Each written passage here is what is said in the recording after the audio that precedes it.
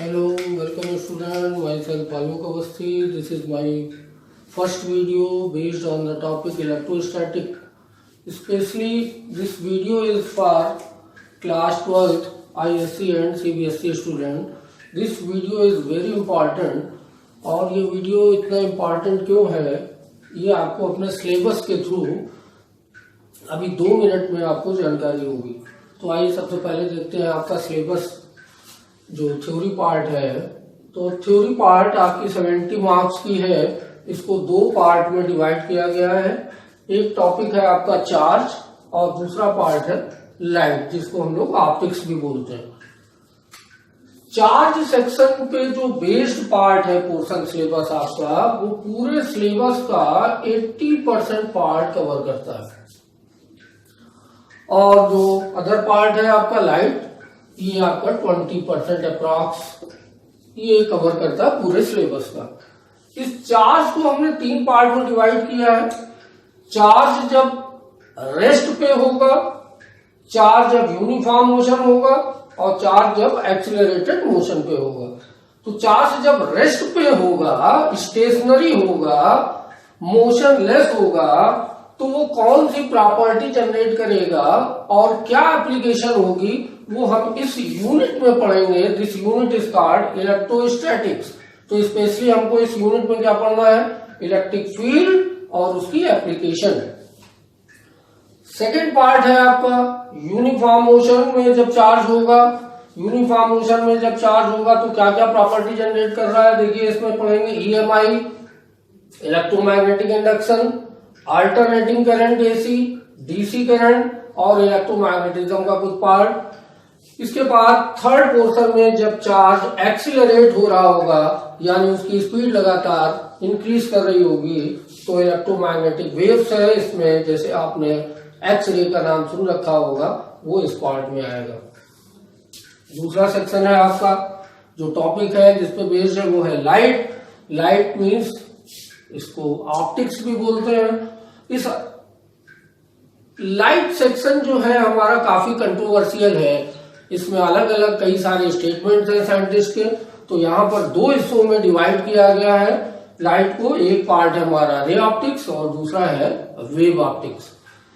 Ray optics में light के particle character को डिस्क्राइब किया गया है और वेव ऑप्टिक्स में लाइट के वेव कैरेक्टर को डिस्क्राइब किया गया है। इट मीन्स जो लाइट है वो डुअल कैरेक्टर रिप्रेजेंट करती है, ये मान के चलते हैं।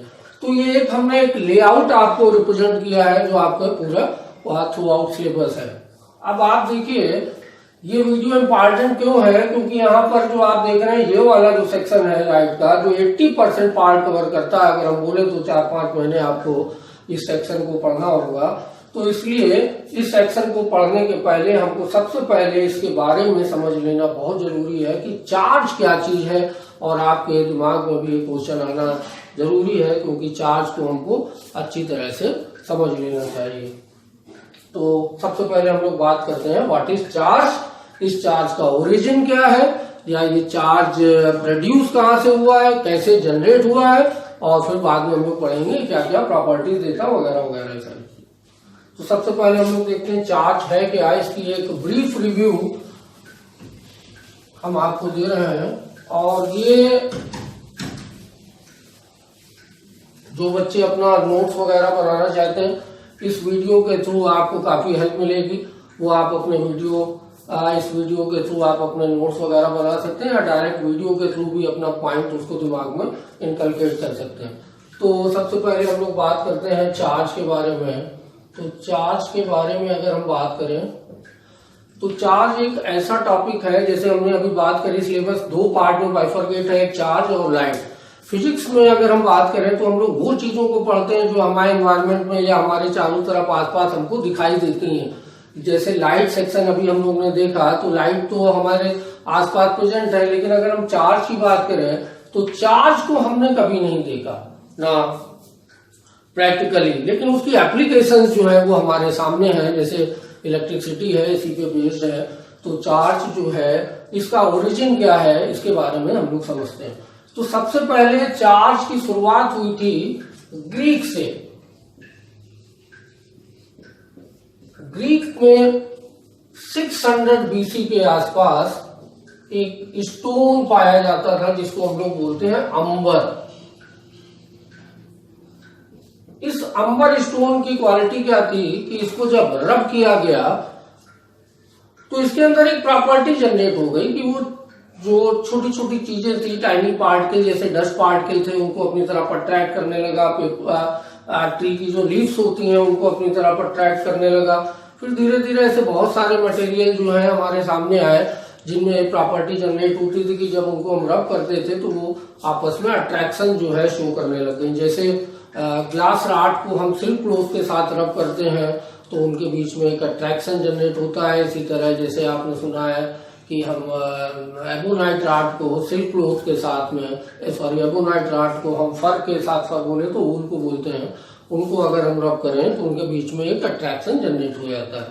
इसी तरह जैसे हमने देखा है कि प्लास्टिक काम को हम अगर ड्राई हेयर में रब करते हैं और स्मॉल बिट्स ऑफ पेपर के पास में लेके आए तो उनके बीच में जो स्मॉल बिट्स ऑफ पेपर है वो स्टिक कर जाते हैं उससे कुछ टाइम इंटरवल के लिए, बहुत शॉर्ट इंटरवल ऑफ टाइम के लिए। तो ये सारी प्रॉपर्टी, ऐसे बहुत सारे मटेरियल हमारे सामने आए जिनमें प्रॉपर्टी जनरेट होने लगी। तो साइंटिस्ट ने सोचा कि ये है क्या चीज है। तो उन्होंने क्या किया, इस प्रॉपर्टी का जो नाम था वो नाम रखा चार्ज। और उन्होंने ये कंक्लूजन भी निकाल लिया कि ये जो प्रॉपर्टी है चार्ज वो ग्रेविटेशनल फोर्स की वजह से नहीं है। जो अट्रैक्शन हमारा पार्ट आ रहा है वो ग्रेविटेशनल फोर्स नहीं हो सकता है। तो उस प्रॉपर्टी का नाम उन्होंने चार्ज दिया।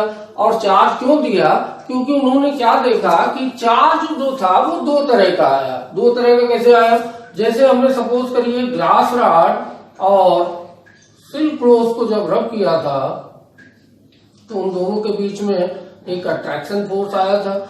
और ऐसे ही जब हमने दो सिमिलर ग्लास रॉड को लिया और जो दो ग्लास रॉड को जब पास में लेके आए तो ग्लास रॉड के बीच में क्या हो गया, रिपल्सन था, वो दोनों एक दूसरे को रिपेल कर रहे हैं। तो उन्होंने देखा कि ये प्रॉपर्टी जो है चार्ज वो एक तरह की नहीं हो सकती है। तो ये प्रॉपर्टी क्या होनी चाहिए, एक प्रॉपर्टी की वजह से क्या हो रहा है, ये अट्रैक्शन पैदा हो रहा है, इसमें एक में रिपल्सन हो रहा है। तो ये प्रॉपर्टी जो है वो दो तरह की होगी। अब दो तरह की प्रॉपर्टी है तो दो तरह की प्रॉपर्टी में इसका नेमिंग क्या होनी चाहिए, इसका नामकरण क्या होना चाहिए। तो उन्होंने देखा ये कि ये प्रॉपर्टी जो थी बहुत शॉर्ट इंटरवल के लिए जनरेट हो रही थी। तो उन्होंने इस प्रॉपर्टी का नाम क्या रख दिया, एक का नाम रखा पॉजिटिव और एक का नाम रखा निगेटिव। पॉजिटिव निगेटिव मिलकर क्या कर देते हैं, न्यूट्रलाइज कर देते हैं दूसरे को, बॉडी न्यूट्रल हो जाती है। तो उन्होंने एक का नाम पॉजिटिव एक का नाम निगेटिव रख दिया। तो कन्वेंशनली हमारा इन बातों से ये निकल के आया कि एक बात निकल के आया कि चार्ज की कोई स्पेसिफिक डिफिनेशन तो नहीं दिखा रही है, लेकिन जो चार्ज है वो कहां पर प्रेजेंट है, सब्सटेंस में प्रेजेंट है, मटेरियल में प्रेजेंट है, मैटर में प्रेजेंट है। और उस मैटर को यानी सब्सटेंस को जब हम लोग रब कर रहे हैं तो ये प्रॉपर्टी जनरेट हो रही है और ये प्रॉपर्टी दो तरह की है। तो कन्वेंशनली इतनी बात समझ में आई। इसके बाद फिर रदरफोर्ड आए तो मॉडर्न कंसेप्ट क्या कहता है, आइए उसको समझते हैं हम लोग।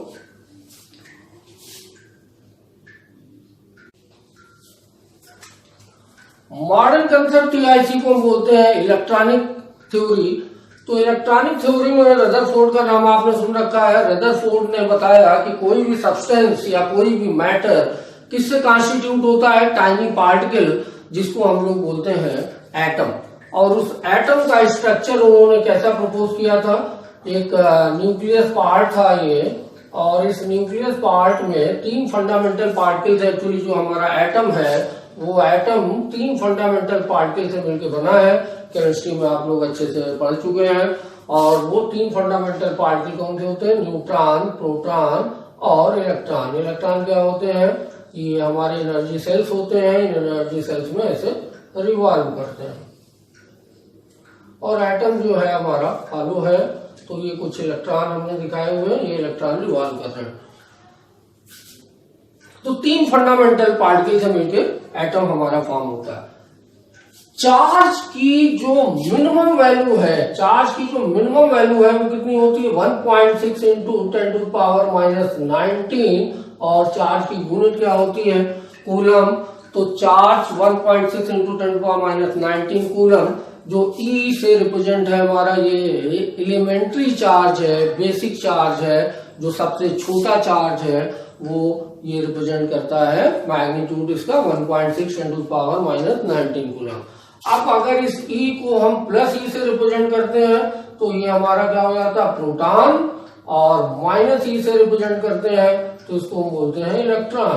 तो अगर हम बोले कि एक प्रोटॉन पे कितना चार्ज होता है तो हम बोलेंगे, क्योंकि चार्ज तो हमेशा प्लस या माइनस में ही होता है, तो प्रोटॉन पे चार्ज कितना है, प्लस का इतना 1.6 × 10⁻19, और इलेक्ट्रॉन पे चार्ज कितना है, माइनस का 1.6 × 10⁻19।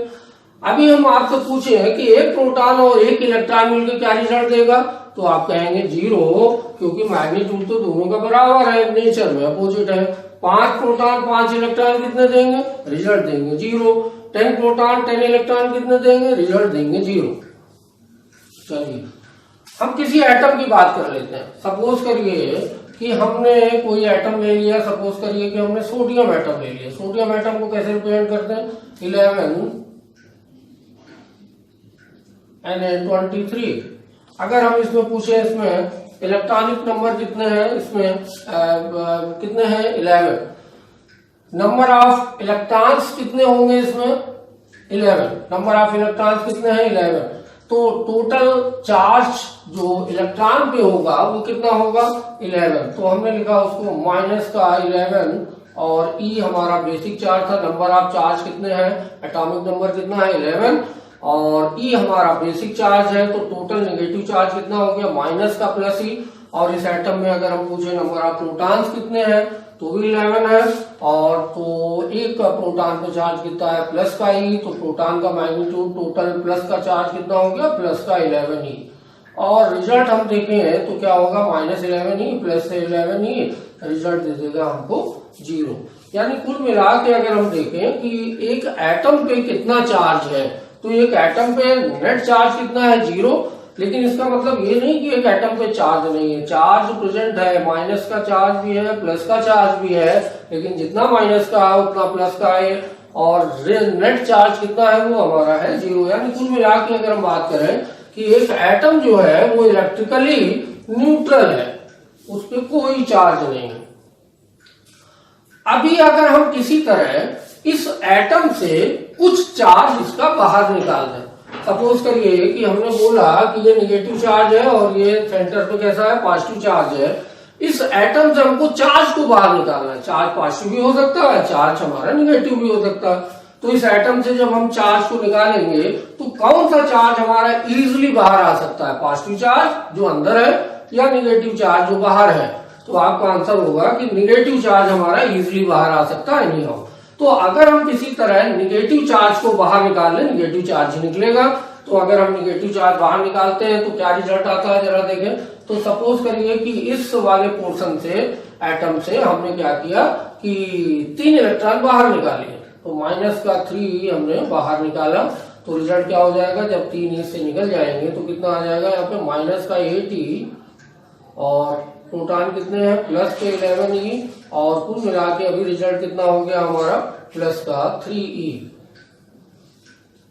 तो कंक्लूजन क्या ड्रा हुआ कि अगर किसी एटम से हम इलेक्ट्रॉन्स को बाहर निकाल दें, और बाहर कौन सा चार्ज निकलेगा, नेगेटिव चार्ज निकलेगा, जिसको हम बोलते हैं फ्री इलेक्ट्रॉन्स। और ये इलेक्ट्रॉन जब बाहर आएंगे तो बाहर आने के बाद उस पर्टिकुलर एटम पे कैसा चार्ज हो जाएगा, पॉजिटिव चार्ज, यानी वो जो बॉडी होगी जिसपे एटम प्रेजेंट होगा उस पे चार्ज कैसा होगा, पॉजिटिवली चार्ज। और ये नेगेटिव चार्ज ट्रांसफर होकर जिस बॉडी पे जाएगा वो बॉडी कैसी हो जाएगी, नेगेटिवली चार्ज।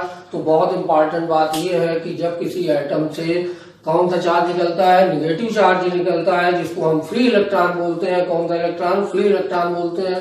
और ये फ्री इलेक्ट्रॉन जब एक बॉडी से निकल जाता है तो उस बॉडी पे कैसा चार्ज आ जाता है, उस मैटर पे कैसा चार्ज आ जाता है, पॉजिटिव चार्ज। और ये फ्री इलेक्ट्रॉन जिस बॉडी पे ट्रांसफर होके जाता है वो बॉडी कैसी हो जाती है, नेगेटिवली चार्ज। तो ये चार्ज का हमारा कंसेप्ट है। तो अगर हम बात करें कि चार्ज क्या है, तो चार्ज की कोई स्पेसिफिक डिफिनेशन नहीं है, लेकिन हम देख रहे हैं कि चार्ज क्या है। Charge is associated with the matter, and matter is constituted by the atom, tiny particle atom. If the neutrality of atom is disturb any how. उसके तरीके हैं, तरीके क्या क्या है, जैसे फ्रिक्शन हो सकता है, फ्रिक्शन बोले तो रबिंग, और इंडक्शन हमारे पास एक प्रोसेस है, हम लोग आगे पढ़ेंगे। एक प्रोसेस है हमारे पास कंडक्शन। तो किसी भी तरह अगर हम इसकी न्यूट्रलिटी को डिस्टर्ब कर दें, the neutrality of atom is disturb, charge is produced, charge is generated. तो ये एक इलेक्ट्रॉनिक कंसेप्ट है हमारा, जिसको समझना बहुत जरूरी है।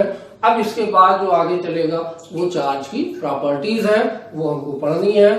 तो अब आपका जितना भी पार्ट होगा वो एनालिटिकल पार्ट होगा। ये थोड़ा सा सब्जेक्टिव मैटर था, इसको समझना थोड़ा सा जरूरी है।